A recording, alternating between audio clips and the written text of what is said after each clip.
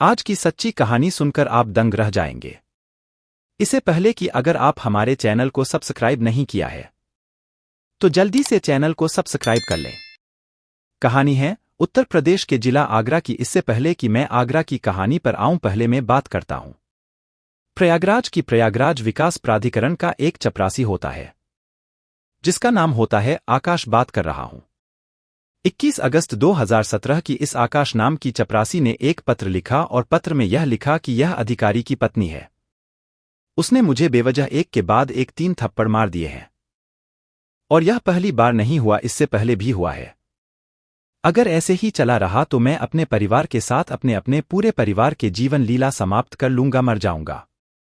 जब यह बात वह कहता है तो इस बात की जुंग फिर अखबारों के माध्यम से लोग में फैल जाती है और लोगों के बीच में यह बात पहुंचती है कि अधिकारी हैं तो क्या हुआ, उनकी बीवी क्या किसी गरीब आदमी को, किस चपरासी को भी इस तरह से पीट सकती है। और यह मामला लगातार हाईलाइट हो रहा था। दरअसल मैं आज जब रिसर्च कर रहा था, रिसर्च करते करते यह चीज मेरे सामने आती है। इस अधिकारी यानी कि जिसकी पत्नी थी, वह अधिकारी प्रयागराज विकास प्राधिकरण के उपाध्यक्ष होते हैं। उन पर 2 चार्ज दिए हुए थे। वह उपाध्यक्ष भी थे, साथ ही प्रयागराज के डीएम भी होते हैं। नाम है उनका भानुचंद्र गोस्वामी, जो कि आईएएस हैं और 2009 बैच के आईएएस ऑफिसर होते हैं। और यह अलग अलग जिलों में जाते हैं, तबादले होते चले जाते हैं और तबादले होने के बाद इनका तबादला होता है। 3 सितंबर 2023 को यह आगरा के डीएम बन जाते हैं। अब जब आगरा के डीएम बन जाते हैं तो आगरा एक बड़ा शहर तो है, जाहिर सी बात है।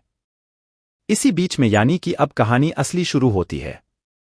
आगरा की जब यह डीएम बन के आ जाते हैं तो 9 फरवरी 2024 की सुबह लगभग 10 बजे के आसपास डीएम साहब का जो सिविल कार्यालय होता है वहां पर मीटिंग आयोजित की जानी थी। उसकी अध्यक्षता खुद डीएम साहब कर रहे थे। डीएम साहब यानी कि भानुचंद्र गोस्वामी, यहां पर सीडीओ साहब भी मौजूद होती है। प्रतिभा सिंह उनका नाम होता है। अलग अलग ब्लॉक के वीडियो भी आए हुए थे। VDO Sushmita Yadav VDO, Amit Kumar VDO, Neha Singh VDO, Aniruddh Singh Chauhan ADO, Shailendra Singh ADO, Pankaj Kumar. Meeting चल रही थी। मीटिंग के बीच में ऐसे ही विकास कार्य को लेकर कि सरकार ने क्या क्या योजनाएं दी हैं, जनता की जो शिकायतें हैं उनको गंभीरता से लेना चाहिए, इस तरह की जो डीएम आदेश देते हैं। इसी बीच में आदेश देते देते डीएम साहब के मुंह से कुछ ऐसा निकल गया वीडियो के लिए, यानी कि वीडियो अनिरुद्ध सिंह चौहान के लिए, कि किसी ने सुना किसी ने नहीं सुना, लेकिन वीडियो ने सुन लिया। अब जैसे वीडियो ने सुना तो वीडियो खड़े होकर एक तरफ उनका जो चेहरा था तमतमाया होता, बहुत गुस्से में थे और गुस्से में होने के बाद कहते हैं कि डीएम साहब, मैं आपसे डरता नहीं हूं, इस तरह की भाषा मेरे सामने प्रयोग करने की बिल्कुल भी जरूरत नहीं है। जैसे डीएम साहब के कानों तक ये आवाज पहुंची कि वीडियो की इतनी हिम्मत कैसे हुई, आखिरकार मुझे ऐसा कैसे बोल रहा है। तो एक पेपर वेट जो होता है, पेपर रिपोर्ट वेट जो होता है, वह कभी कभी कांच का भी होता है, कभी लकड़ी का भी होता है। अब वह पता नहीं कांच का था या लकड़ी का था, वह पेपर वेट जो पेपरों को दबाने के लिए उनके पेपर हवा से उड़ ना जाए, वह डीएम साहब के हाथ में आता है। डीएम साहब को गुस्सा आता है और डीएम साहब बहुत गुस्से में आकर उसको मार देते हैं। जैसे ही पेपर बेड फेंक कर मारते हैं तो वीडियो अनिरुद्ध सिंह चौहान बच जाता है और बच जाता है तो अब अनिरुद्ध चौहान का जो गुस्सा था वह 7वें आसमान पर पहुंच जाता है और वह गुस्से में आने के बाद अपने पैर से जूता निकलता है। जूता निकालने के बाद डीएम साहब की तरफ को बहुत तेजी के साथ जो फेंक के मारता है। अब यहां जितने भी अधिकारी बैठे हैं कुछ समझ नहीं पाए कि आखिरकार हुआ क्या। अब यहां से वह अपनी सीट छोड़ता है। सीट छोड़ने के बाद डीएम के पास जाता है और गूंथ जाता है, यानी कि हाथापाई शुरू हो जाती है। डीएम साहब ने बचने की भी कोशिश की, लेकिन तब तक तो शायद उसने अपना काम कर दिया था। और काम करने के बाद, यानी कि मारपीट करने के बाद, अभद्र व्यवहार करने के बाद, खूब गंदी गंदी गालियां देने के बाद यहां से मौका पाते हैं, भाग जाता है। कोई अधिकारी उसे पकड़ पता, कोई पुलिस वाले कुछ कह पाए, क्योंकि बात पुलिस वालों तक पहुंचे नहीं पाई। पुलिस वाले दौड़ के आते हैं जो कि सुरक्षा में लगे रहते हैं और डीएम साहब समझ नहीं पाए कि आखिरकार हुआ क्या था। यह बात अभी कमरे के अंदर थी, यानी कि बैठक चल रही थी। उसमें थी एडीओ बैठी हुई थी, वीडियो बैठे हुए थे, बाकी अधिकारी बैठे हुए थे।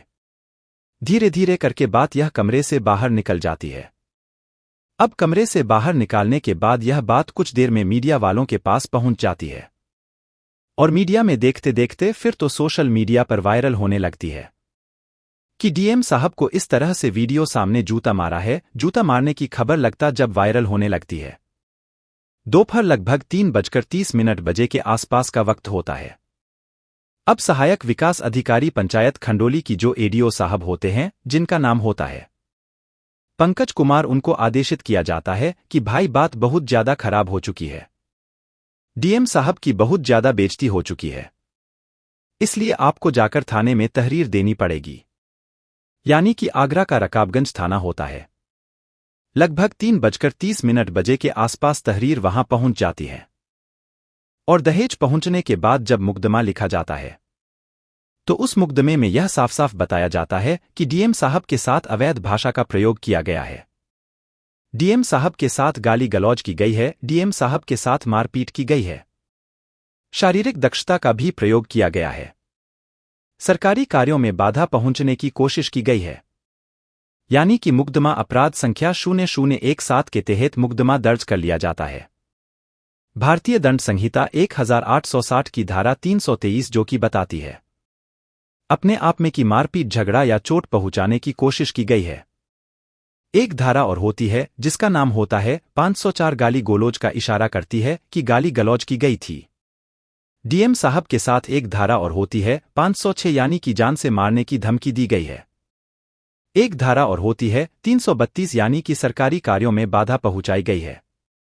वीडियो साहब की आप तलाश शुरू हो जाती है, यानी कि पुलिस वाले वीडियो साहब को तलाश करना शुरू कर देते हैं और वीडियो साहब छुप जाते हैं, जबकि वीडियो साहब की जिम्मेदारी होती है कि वह नजदीकी पुलिस स्टेशन जाते जाकर बताते कि पूरी कहानी क्या है, डीएम साहब को मैंने जूता क्यों मारा है, और बताते नहीं है, छुप जाते हैं। अब डीएम से कौन पंगा ले, क्योंकि कहते हैं कि गांव में तो कहावतें कि डीएम कौन होता है, डीएम तो पूरे जिले का मालिक होता है, राजा होता है। अब राजा से कोई कैसे पंगा ले सके, वह तो ब्लॉक का ही मालिक था। अब ब्लॉक का कहां, ब्लॉक कहां जिला। अब वीडियो साहब ने पंगा तो ले लिया, आगे भविष्य में क्या होगा उन्हें पता नहीं, लेकिन सोशल मीडिया पर उनकी बात भी चल रही है। कुछ लोग थे तो यह कह रहे हैं कि भाई इनके मान सम्मान को इतनी ठेस पहुंची कि वीडियो साहब ने अपनी मान सम्मान के हाथ तो हाथ बदला ले लिया। लेकिन लिया भी किससे, डीएम साहब से। डीएम साहब तो बहुत पावरफुल है। अब इस मामले की एफआईआर दर्ज हो चुकी है। क्या वीडियो साहब की तरफ से भी एफआईआर दर्ज होगी, नहीं होगी? इस मामले में क्या जांच होगी? कोई अधिकारी यानी कि थाना अध्यक्ष जो 2 स्टार होते हैं, वह डीएम को कैसे मतलब नेग्लेक्ट कर सकते हैं, उनके खिलाफ कैसे जा सकते हैं, कैसे उनके खिलाफ कार्रवाई कर सकते हैं, यह भी आप सोच सकते हैं। तो इसलिए वीडियो के ऊपर तो बड़ी आफत आना तय है। हालांकि यह कहा जाता है कि उत्तर प्रदेश के मुख्यमंत्री योगी आदित्यनाथ न्याय की बात करते हैं। अब देखने वाली बात यह है कि वह वीडियो को कितना न्याय दिलवाते हैं, या फिर डीएम साहब पर कार्रवाई होती है, नहीं होती है। यह तो खैर भविष्य के गर्भ में छिपा है, लेकिन पहले एक्शन हुआ तभी उसका रिएक्शन हुआ था।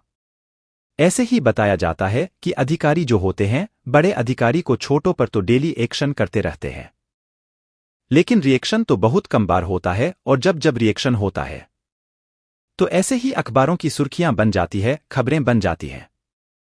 और आजकल का जमाना सोशल मीडिया का है, तो ऐसी चीज तो सोशल मीडिया पर वायरल हो जाती है और लोगों को जानने का हक भी बनता है कि आखिरकार हुआ क्या था। दोस्तों, इस वीडियो से किसी को भी डराना या धमकाना नहीं, बल्कि आपको जागरूक करना है। दोस्तों, वीडियो पसंद आई हो तो लाइक शेयर करें, साथ ही जुल्म की दुनिया चैनल को सब्सक्राइब करें रोज एक नई कहानी सुनने के लिए। धन्यवाद।